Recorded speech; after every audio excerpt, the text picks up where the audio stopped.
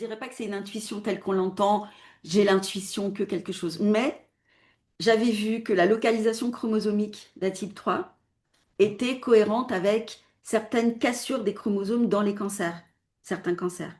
J'avais vu que Atype 1, qui n'est pas Atype 3, mais c'est sa petite copine, elle bloque la prolifération des cellules. J'avais vu que peut-être que l'angiotensine pourrait jouer un rôle dans le cancer. Donc, il y avait plusieurs arguments, tous différents. Et quand Oui. je les ai mis ensemble, j'ai dit, bah, ça peut être une hypothèse. Peut-être que je me trompe complètement, c'est peut-être complètement faux, mais ça me plaît suffisamment pour poser la question et aller développer un projet de recherche. Et comme si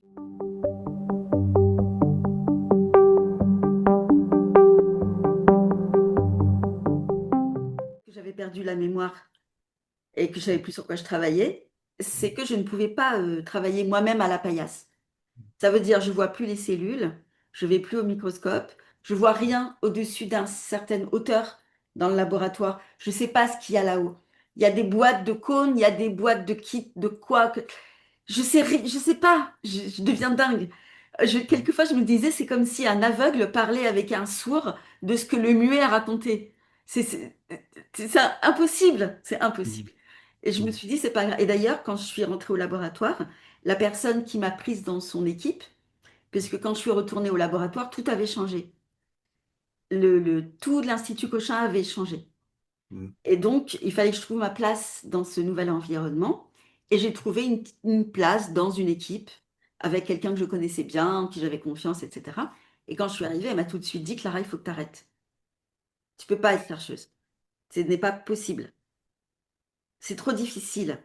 Tu sais, être chercheur, tu te rappelles peut-être pas, mais c'est très difficile. Tu vas pas y arriver. Change de métier, deviens ingénieur sur une plateforme de bioinformatique. Et là, tu seras devant ton ordinateur, tu seras assise tranquillement, tu pourras aider les autres chercheurs et tu seras contente. J'ai dit, comment tu peux savoir ce dont je suis capable alors que moi-même, je ne le sais pas. Donc, je dis non. Je vais essayer quand même de continuer mon métier de chercheuse parce que c'est ça qui m'intéresse.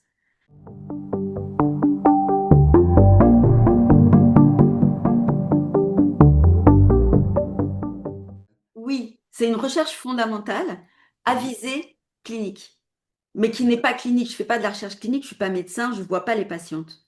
Mais c'est une recherche qui va se translater à la clinique. Donc c'est vraiment de la recherche fondamentale à visée thérapeutique. Parce que Ok. la recherche fondamentale, ça peut être, tu peux passer 15 ans à travailler sur un petit résidu d'un acide aminé dans une enzyme qui participe. Et c'est très important parce que ça peut aboutir après à des découvertes phénoménales.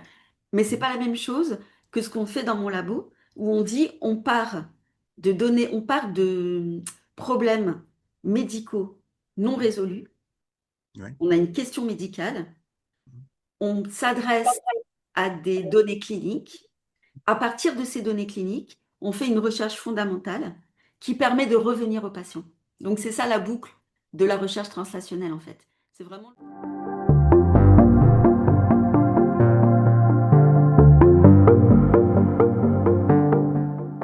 On fait exactement les mêmes choses, sauf qu'on D'accord. a accès à toute une partie clinique où on est Mhm. en relation avec des cliniciens D'accord. grâce à cette infrastructure Gustave Roussy qui Mhm. mélange la recherche fondamentale et la recherche clinique.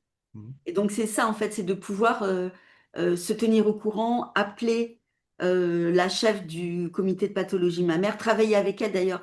Là, on a un nouveau projet. Ça répondra peut-être pas à ta liste des 10 questions, mais je le dis dans le désordre. Oui, oui, oui. On a un nouveau projet qui me tient vraiment beaucoup à cœur, pour lequel on Mhm. a eu une réunion hier d'ailleurs.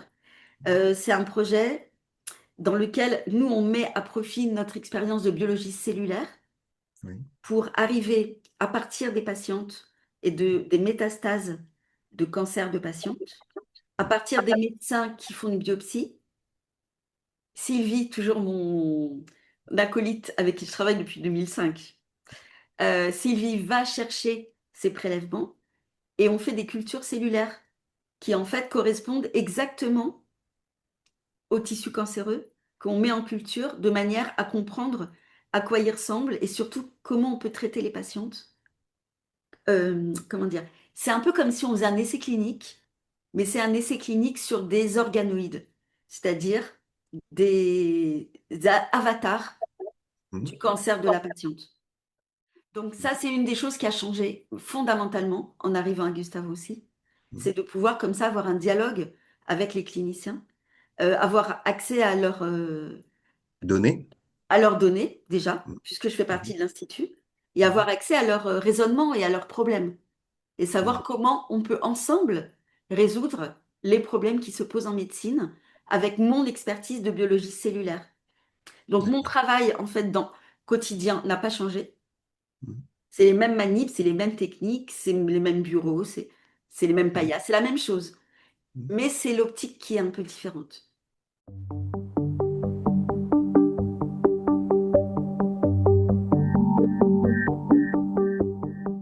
Un test clinique, ça veut dire sur une patiente, donc une femme, un être humain.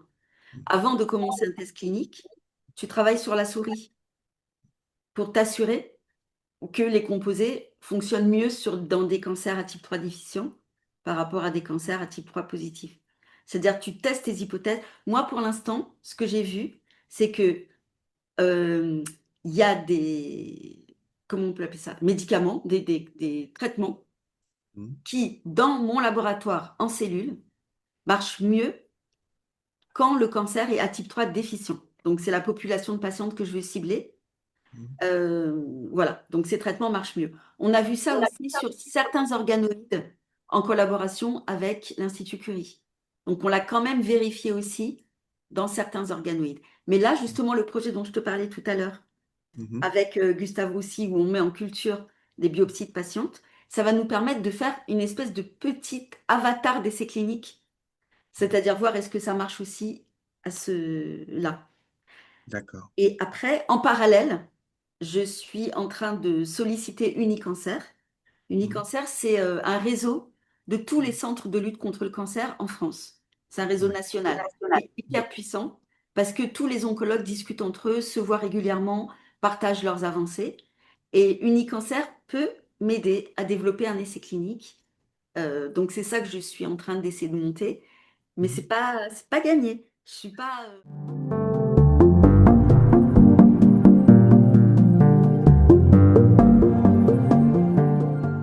Et, Quand tu fais de la recherche, tu émets une hypothèse. Par exemple, tu vois, tu parlais d'une anecdote Mhm. dans une de tes questions. Il y a une anecdote très intéressante. Quand j'ai décidé avec Sylvie de lancer ce projet, est-ce que A-type 3 est une protéine anti-cancer?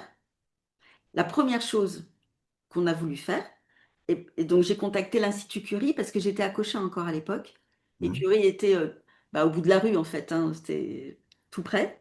Et en plus, j'ai des collègues à Curie, je connaissais personne à Gustave Roussy. Donc j'ai contacté l'Institut Curie en disant, est-ce que vous avez des données moléculaires de patientes atteintes de cancer du sein pour que je vois si A-type 3 est modifié ou pas? J'ai été reçue par un grand professeur qui m'a dit, oui, pas de problème, voilà les données moléculaires, il les a partagées avec moi. Et donc, avec Sylvie, on regarde des échantillons de sein normal qui viennent par exemple de chirurgie esthétique ou de choses comme ça, pas du tout de cancer, versus une centaine d'échantillons de cancer. Et donc, on les étudie. Et après, on regarde les résultats avec Sylvie. On ne comprend pas trop les résultats, ils sont un peu mitigés en fait. On a l'impression qu'il ne se passe pas grand-chose. On fait une réunion avec ce grand professeur et d'autres personnes de Curie, on leur montre les résultats. Et il dit, bah, je suis désolée, ce que je vois, c'est que c'est haut, bas, haut, bas, haut. Selon les tumeurs, il n'y a pas de logique en fait. Il n'y a pas vraiment de diminution dans le cancer du sein par rapport à des tissus normaux. Moi, je pense que ce projet ne mérite pas d'être continué parce qu'il bah, y a rien de frappant. Tu le vois comme ça. C'est comme une espèce de truc en haut, en bas. Enfin, ça ressemble à rien.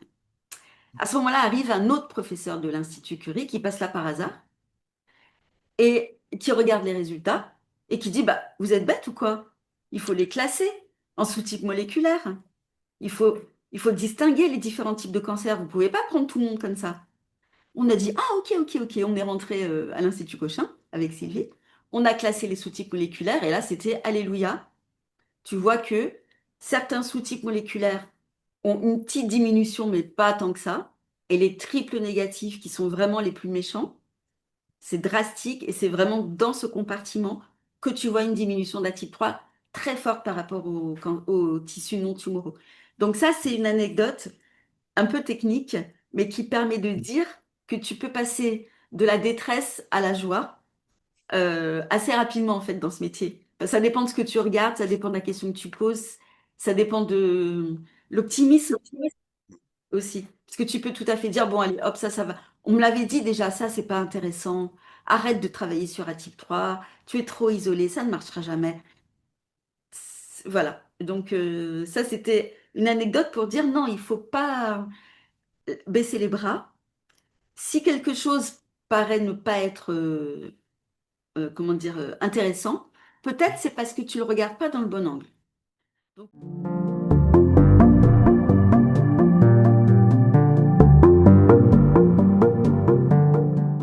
à partir de 2007, avec l'élection d'un nouveau président de la République, on a eu les universités et toutes les instances de recherche qui ont commencé à être cassées.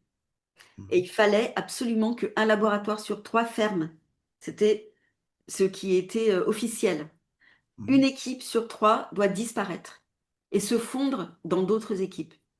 Donc pour ne pas disparaître, qu'est-ce qu'il faut? Il faut avoir de l'argent. Et donc les financements devenaient de plus en plus difficiles. On a toujours cherché des financements, mais comme à point. Parce qu'il y avait quand même le CNRS, l'INSERM, l'université, qui donnaient aux unités de recherche de quoi travailler. Et après, nous, on cherchait en plus, parce que c'est toujours bien. Voilà, ça permet de mettre du beurre dans les épinards et aussi d'avoir son propre argent pour travailler sur ses propres recherches. Donc, c'était important. Mais là, il y a eu brusquement, le CNRS a dit, bah, nous, on ne peut plus donner d'argent, ou en tout cas, on donne des sommes dérisoires parce qu'il y a une nouvelle agence, l'ANR, nationale pour la recherche, et c'est eux qui vont recevoir l'argent, et c'est eux qui vont distribuer au laboratoire sur des projets ciblés. Donc, il y a eu, si tu rentres dans la cible de ce qui est dans l'ANR, tu peux avoir de l'argent. Si on ne dit pas que c'est telle recherche qui doit être financée, bah, il y a un truc qu'ils avaient appelé ANR blanc, dans lequel tout le monde pouvait rentrer, mais je sais pas, tu avais une chance sur 10 d'avoir l'argent. Donc moi, je l'avais jamais parce que j'étais une toute petite équipe. J'avais aucune chance d'avoir de l'argent nulle part. Enfin, pas nulle part, mais euh, j'avais pas assez en fait. Je n'arrivais plus à financer mes travaux. Donc j'avais deux choix. Le premier, c'est d'arrêter de travailler sur ATIP 3. Comme mon directeur de l'équipe n'arrêtait pas de me dire arrête de travailler sur ce projet. Donc je pouvais faire ça, travailler sur ses projets à lui, pourquoi pas. Ou alors dire ben je vais chercher une autre manière de financer mes projets. Et une nuit, dans une insomnie, en me disant mais il faut que je trouve une solution. Je veux pas arrêter.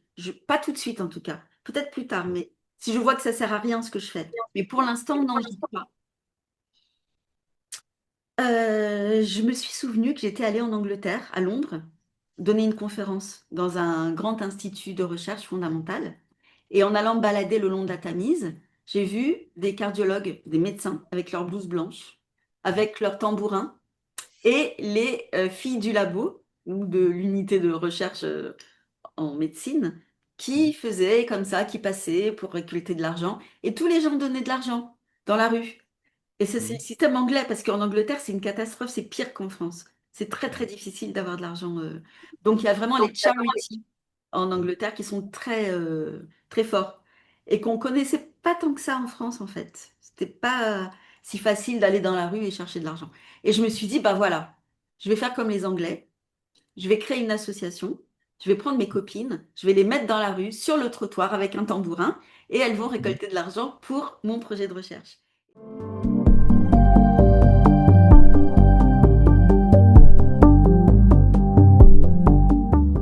Ben, ça peut être intéressant, c'est d'expliquer au grand public, aux gens, que la recherche, en fait, c'est pas un professeur tournesol qui fait n'importe quoi, qui met des OGM partout, qui crée la bombe atomique. C'est pas des fous, voilà. Mais c'est pas non plus, comme le disait ce fameux président de la République élu en 2007, des fonctionnaires qui vont au labo parce que c'est chauffé et qu'il y a de la lumière, parce qu'il a eu le culot de dire ça. Donc, on n'est ni des fonctionnaires derrière notre bureau à attendre que la vie passe parce qu'on est bien au chaud, ni des tarés. On est des gens comme tout le monde, mais avec une passion qui fait qu'on va peut-être chercher des choses qui semblent incompréhensibles, bizarres. Pourquoi telle plante qui vit dans des sources chaudes, comment elle résiste à 95 degrés? Des choses.